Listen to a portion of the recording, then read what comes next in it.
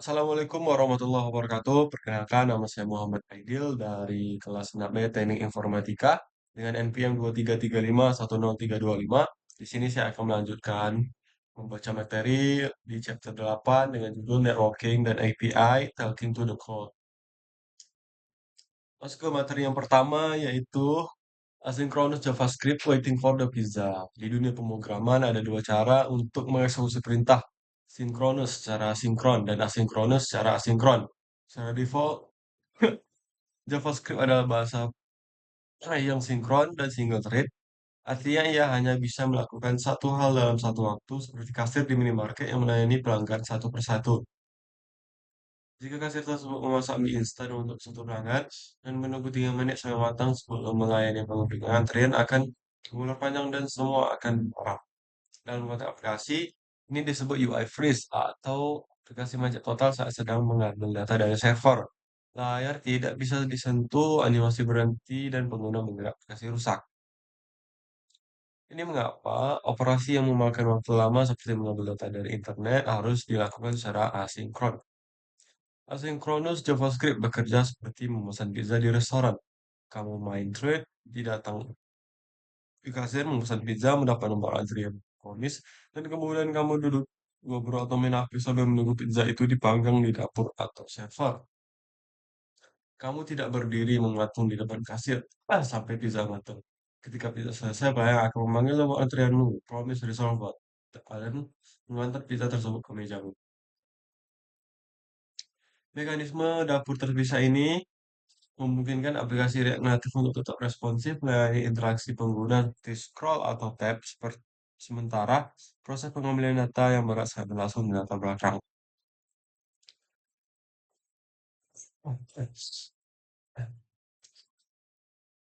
Konsep teknis di balik dapur ini adalah event loop. JavaScript mendelegasi tugas berat seperti network request ke sistem operasi atau browser API. Lalu melanjutkan eksekusi kode baris berikutnya tanpa menunggu. Ketika tugas berat itu selesai, hasilnya dimasukkan ke dalam antrian tugas task queue. Event loop terus-menerus memantau apakah main thread sudah kosong. Kalau ya, ambil tugas dari antrean dan jalankan. Inilah mengapa konsol log diikuti set time out. Kalau konsol log B akan mencetak A lalu B, lalu kemudian hasil set time out. Nah, meskipun waktunya 0 detik, pemahaman tentang urutan eksekusi ini sangat vital. Agar kamu tidak bingung kenapa variabel datamu masih kosong undefined, padahal kamu harus membangun fungsi fetch. Dahulu, menangani proses asinkron ini menggunakan teknik yang disebut callback, yang sering berujung pada callback help. Struktur kode menjorok ke kanan, yang sangat dalam dan sulit dibaca. Kemudian muncullah promise sebagai objek yang mewakili nilai yang mengulang di versi sekarang. Tapi akan ada di masa depan promise medical status pending, sedang diproses, verified, berhasil, dan rejected gagal.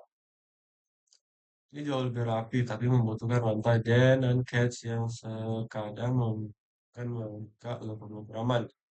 Revolusi sesungguhnya terjadi dengan sintak asinkronus atau await yang membuat kode asinkron terlihat dan berlaku seperti kode asinkron biasa yang merupakan kata kunci asinkron di depan fungsi dan await di depan promise. Kita bisa menyalakan JavaScript untuk berhenti sebentar di baris ini sampai data selesai diambil, baru lanjut ke baris berikutnya. Kode menjadi linear, mudah dibaca dari atas ke bawah, dan mendengar error bisa menggunakan blok try catch, standar yang familiar. Kalau tidak atas sama await fetch URL jauh lebih manusiawi daripada rantai, dan di React Native, pola async await adalah standar de facto yang akan digunakan di semua blok ini. Lanjut yang kedua, fake dan Axios, di native versi versus the specialist. Ketika ingin melakukan panggilan HTTP request, kita dihadapkan pada dua pihak populer menggunakan fake API bawaan atau menggunakan pustaka pihak ketiga seperti Axios. Fake adalah standar web modern yang sudah tersedia langsung di lingkungan JavaScript natif, namun perlu diinstalasi apapun. Kelebihan jelas, ringan, menambah ukuran aplikasi, bundle size, dan didukung secara natif. Untuk operasi get sederhana seperti mengambil daftar artikel berita, saya sudah lebih dari cukup. Kamu tinggal panggil fetch URL lalu parse hasilnya menjadi JSON dengan respon dan JSON. Kesudahan ini membuat fake menjadi pilihan favorit untuk operator kecil atau tutorial pemula. Namun, fake memiliki beberapa unik, sering menjebak pemula. Pertama dalam penanganan error, saya default fake tidak menganggap respon error dari server seperti 404.0 atau 500 internet server error sebagai kegagalan. Fake hanya akan gagal jika koneksi jaringan benar-benar putus atau blockage. Kamu tidak akan menganggap error 404. Kamu harus mengecek performance respon. Oke, secara manual dan try. Dan melempar error jika status bukan 200 sampai 299 ini menambahkan boy boilerplate kode yang harus diulang-ulang di setiap kali API. Di sisi lain, Axios ada spesialis yang datang dengan material lengkap, akses secara otomatis mengubah data respon dari source ya, kalau itu lagi. Dan yang paling penting ya otomatis melempar error throw jika status respon digabungkan dua kali. Ini membuat alur mengalir konsisten dan dapat dipersekusi. Selain itu, Axios memiliki fitur interceptors yang memungkinkan kita menyegat setiap request atau respons sebagai proses oleh komponen. Fitur ini sangat berguna untuk menyuntikkan token autentikasi secara otomatis ke setiap ide request atau menangani error token expired secara global dengan meredact user halaman login. Akses juga unggul dalam fitur-fitur canggih lainnya seperti timeout membatalkan request jika server telah lama merespon dan membatalkan request cancellation menggunakan ABAP controller yang terintegrasi lebih rapi dalam aplikasi mobile di mana koneksi internet sering tidak stabil. Kemampuan untuk mengatur timeout sangat krusial agar pengguna tidak terjebak dalam status loading abadi tersebut. Akses menambah sedikit ukuran aplikasi terutama beberapa kilometer. Itu dengan memudahkan penggunaan developer experience yang terlalu seringkali sepadan dengan wilayahnya, terutama untuk aplikasi skala produksi yang lebih kompleks. Jadi mana yang harus dipilih? Eh,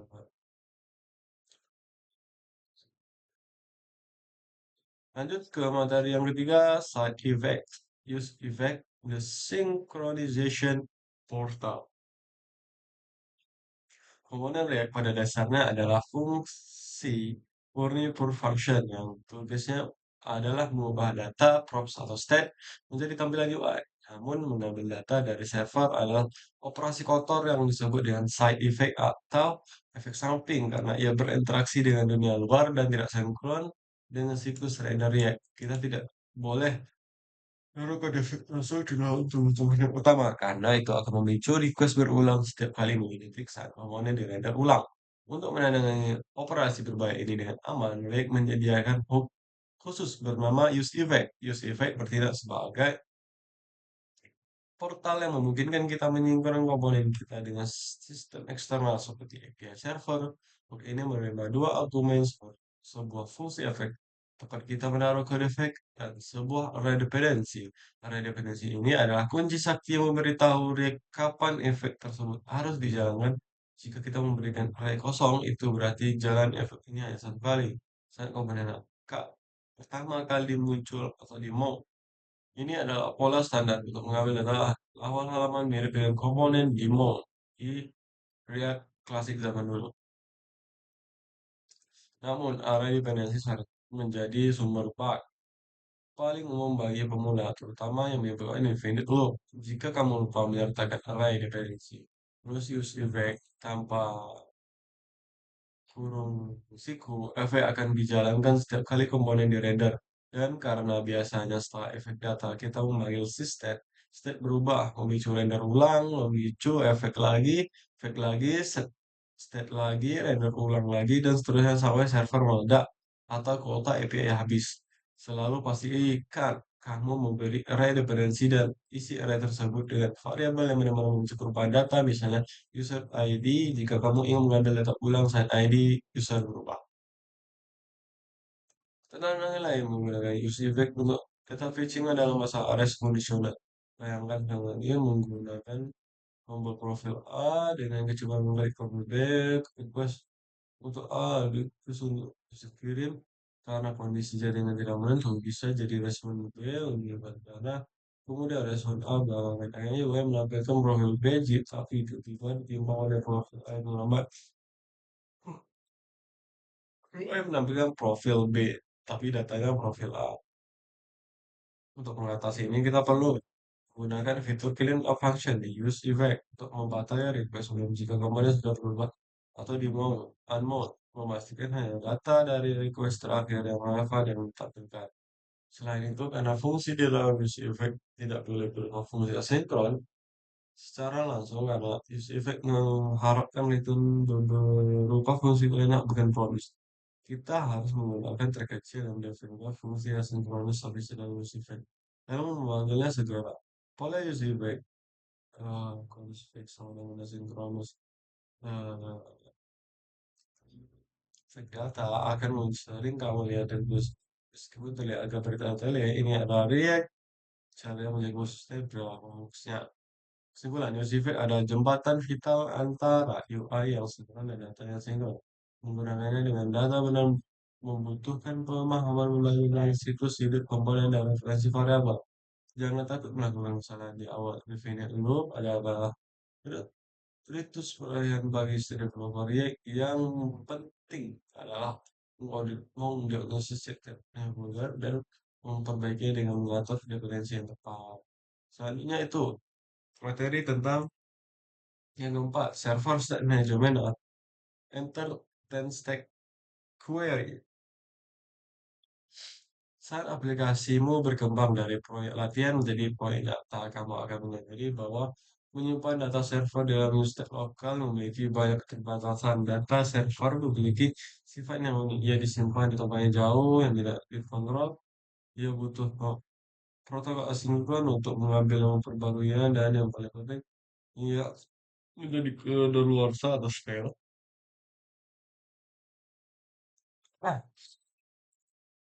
Kapan saja jika orang lain mengubah di database, mengolah status loading, error caching, dan memperbaiki error. Well, dan mengenai Zipek dan Bluestate akan menghasilkan kode compiler yang sama dan rentan bug. Inilah yang disebut dengan masalah server state dan new state bukanlah alat yang tepat untuk ini. Solusi industri untuk masalah ini adalah 10 stack query. Sebelumnya dikenal sebagai reaction query. Pustaka ini sering disebut sebagai the missing data fetching library for React. Filosofi sederhana, pisahkan client state seperti status tema, bilateral info form, dengan server state data user, data produk dan state query mengambil alih tanggung jawab mengambil, menyimpan caching dan perubahan data server. Sehingga kamu bisa menghapus hampir semua kode user caching yang dirumah dari bangunanmu. Cukup panggil hapus query dengan kunci misalnya user sudah panggil caching dan nilai yang mengembangkan. Project berisi data, nulis error, error dan seluruh otomatis. Salah satu fitur sihir dari Ten Stack Query adalah manajemen caching yang cerdas. Saat pengguna berpindah dari halaman ke A ke halaman B, terus kembali ke halaman A dan dia akan menyajikan data dari cache memori seri selama loading sama sekali. Terus membawa aplikasi satu kilat gitu. Dan dia akan menggunakan background file untuk mengecek apakah ada data baru di server. Jika ada, dia akan memperbarui UI secara diam. Setelah install file edit, ini memberikan pengalaman terbaik seperti aplikasi online, aplikasi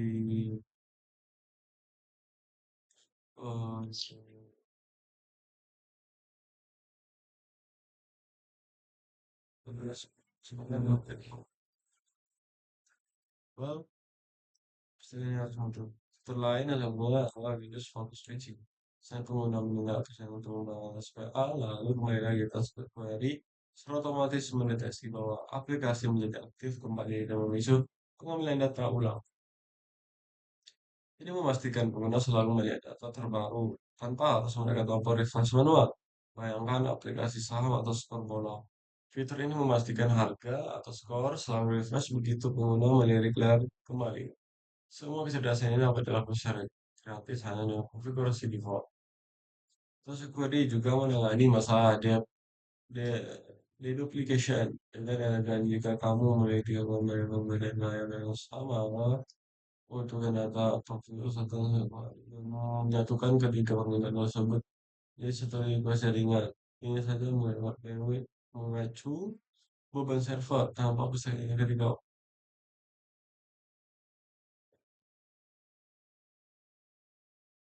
efisiensi jaringan adalah kunci performa aplikasi mobile, terutama di negara dengan yang mahal atau lambat. Saya mengadopsi Stack Query memang untuk kemudahan berpikir, kamu tidak memerintahkan aplikasi mendeteksi kebutuhan query, kamu tidak akan mengendalikan data kamu, ya data diambil, kamu hasilnya adalah baris kode yang jauh lebih bersih, sehingga menghapus tidak kalau menggunakan teks dan aplikasi yang jauh lebih tribals serta minimum aneh. Untuk bab ini kita akan mulai dengan UC Vec untuk memahami dasar hasil mutasi ke tes kedua. Jadi untuk melihat beberapa basis perbedaannya. Selanjutnya, materi kelima tentang handling dan status tentang the UX of uncertainty.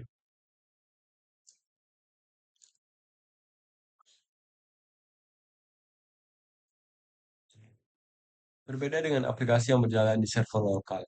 Aplikasi mobile hidup di lingkungan yang penuh tidak ketidakpastian koneksi, bisa cepat 4G, 5G, lambat edge, mati total offline, saat masuk live atau terlalu. Aplikasi yang baik dan hanya bekerja saat kondisi sempurna, tetapi yang gagal dengan anggun dan restful. Saat kondisi buruk, karena itu, ini berbagai status jaringan loading, error, empty, dan offline adalah bagian internal yang dari desain terbuka, bukan sekedar renungan setelah loading selesai. Status pertama adalah loading state. Hindari penampilan layar putih kosong black screen saat data saya diambil karena gunakan menggunakan aplikasi macet. Solusi paling sederhana adalah mengaktifkan indikator putar. Tapi standar modern lebih menyukai skeleton loading. Skeleton loading adalah kerangka abu-abu yang berkedip halus memberi tata-tata konten asli yang akan muncul. Misalnya kotak, gambar, teks ini akan memberi sebuah aplikasi lebih cepat yang memberikan petunjuk visual tentang apa yang menarik kebingungan dan kami kejutan paling masif saat data tiba-tiba muncul. Status kedua itu adalah error state. Jangan berikan aplikasi keras atau diam saja dengan segala kembali. Pesan yang otomatis selalu sama sekali. Ya, kita membaca data. Cek koneksimu ya, alih-alih error maupun failure. Yang paling penting selalu sediakan nomor retri coba lagi. Usahakan jaringan seringkali bersih sementara, memberikan kemudahan untuk mencoba lagi. Memberdayakan mereka untuk mengurangi fase kembali. Berlarian diri bisa digunakan untuk menangkap error yang tidak terduga di level komponen dan menampilkan UI halaman callback UI, callback UI bisa agar sebuah aplikasi tidak mati total. Nah, next status ketiga ada empty state atau kondisi data kosong. Yang ini developer lupa mendesain tanpa saat atau apabila error putih kosong membingungkan apakah error loading, error atau banyak. Nah, desain ini misalnya menarik teks yang seperti transaksi hingga pertanyaan ini soal itu. Terus selanjutnya ada offline state. Dia nanti memiliki pustakaan yang default yang memungkinkan kita mendeteksi status koneksi internet secara real time. Aplikasi yang hebat, kamu melakukan yang baca titik koas atau piring merah yang beritahu profil online, kalau sedang offline. Dan mungkin menonaktifkan tombol-tombol yang menjadi server dari canggih tidak bisa mendeteksi strategi online first dibandingkan lebih jauh dari database di mana bisa melakukan data lama yang get meskipun tidak dianggap banyak pengguna masih bisa memberi penggunaan pengalaman yang streamers meskipun bahwa menggunakan operasi ini membutuhkan disiplin sekali mampu fitur baru yang mengambil data ini pada diri apa jadi apakah error apakah kami atau bahkan bisa login error kecil secara seluruh aplikasinya pengalaman pengguna dibentuk dengan tidak terlihat aplikasi yang melanggar jaringan dengan dan informasi atau next selanjutnya itu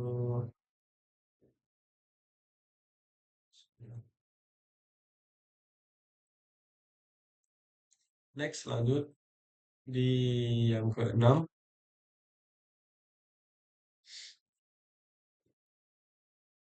Materi keenam itu integrasi keislaman, the divine connection.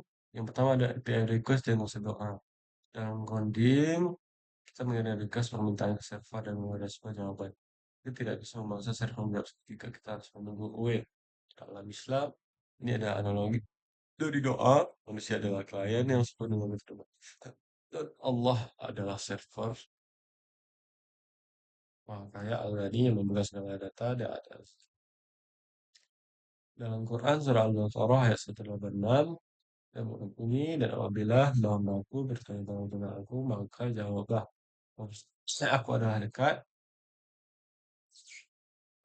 aku mengabulkan permohonan orang-orang yang berdoa apabila ia memohon kepadaku sebagai API pasti mengembalikan status baik di luar oke pending atau error. Allah pasti menjawab doa kita jawaban ini beruntung mobil instan mudahan karena yang lebih tepat atau diganti dengan lebih baik. Next, asinkronus dan hakikat tawakal. Kita belajar JavaScript asinkronus. Kita berusaha membangun fungsi untuk mengenal proses berjalan dan mereka tanpa membekukan blocking aplikasi seperti mempercayakan hasil compromise. Ini adalah cerminan dari tawakal. Seorang muslim wajib ikhtiar mengirimkan sesuatu terbaik, namun setelah usaha apa, ia harus mendengarkan hasil yang terbaik dari Allah SWT. Dalam sebuah surah ayat Ali Imran ayat 159 yang berbunyi, kemudian apabila kamu telah membulatkan tekad, maka bertawakkallah kepada Allah Subhanahu wa taala. Terus jangan biarkan di freeze atau macet yang dalam menunggu hasil belum pabrik. Teruslah beraktivitas responsif yang yang menunggu ketetapan Allah datang. Sifat yang maunya adalah dalam coding adalah bentuk digital dari kisah menunggu takdir. Yang ketiga itu ada error handling dan husnuzon sama baik. Terkadang APM mengembalikan error 500 server error atau yang oke. Error aplikasi atau yang mereka menilai error tersebut ya,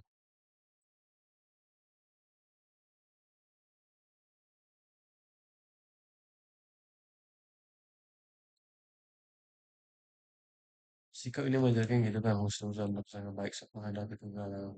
Jika ingin kita tidak mengalami data error respon kita tidak mau salah. Boleh jadi kamu membenci sesuatu padahal yang baik bagimu dan boleh juga memiliki sesuatu pada yang buruk.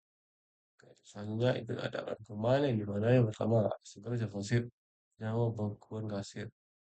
JavaScript secara default ada fresh agar UI tidak macet, fresh tidak menunggu data asynchronous. Standar modelnya yang membuat kode asynchronous terlihat tapi seperti kode biasa menggantikan model.